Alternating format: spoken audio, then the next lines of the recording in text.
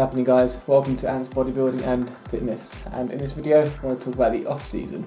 So what I want to do is basically give you guys my top tips on how to maximise your off season and just make the most progress that you can do. So on to the first point, and perhaps the most important, is to eat the right amount of food. So this is one where people often will get wrong when bulking. They'll either eat far too much. The result of that being you're going to have to go into these little mini cuts again just to keep things on track, or they won't eat enough. And obviously when you're in that off season, improvement season, eating enough food is vital if you want to make good progress. And the next one is progression. So make sure you're tracking your progress in the gym.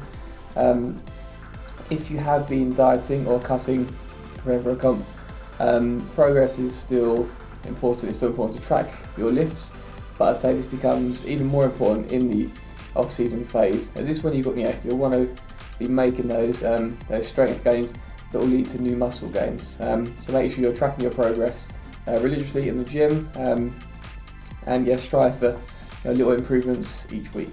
The third point I want to make is, if you are tracking your macros, widen your ranges a little bit. So if you have been cutting either just for a diet or for a photo shoot for a contest, you might have been quite tight with your ranges, so maybe like a few grams either way.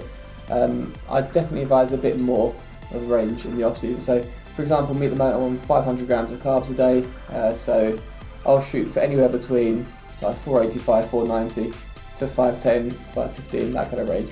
Anywhere around there is fine. Sometimes if I'm going out for a meal, I'll kind of take some of the carbs away, give them to fats, which are usually a bit lower, or vice versa. But generally give yourself a bit more leeway in the off season with those ranges. Fourth point I want to make is make sure the weight is going on, kind of linked to the first point, the weight is going on at an appropriate weight. So do take an average weight. I've said this before. Make sure you're recording your weight every day. So add it up, add those 7 figures up, divide it by 7, and that'll be your average weight for the week. And ideally you don't want to be putting on more than 0.3 to maximum 0.5 of a kilogram per week. So make sure the weight's gone on at the appropriate rate. Obviously you're going to get some fluctuations with sodium, with meal timings, etc. That's why it's always important to take the average.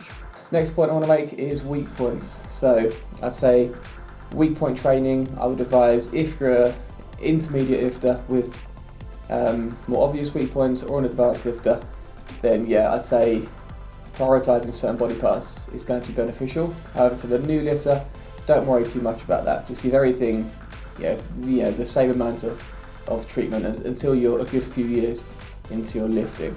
And the last point I want to make is be mindful of overeating. So during contest prep, when you're in a deficit, when I was in a deficit, not that I really had any cheat days in my last prep, but I found that refeeds, even big refeeds, wouldn't really have that much of an impact on my body weight.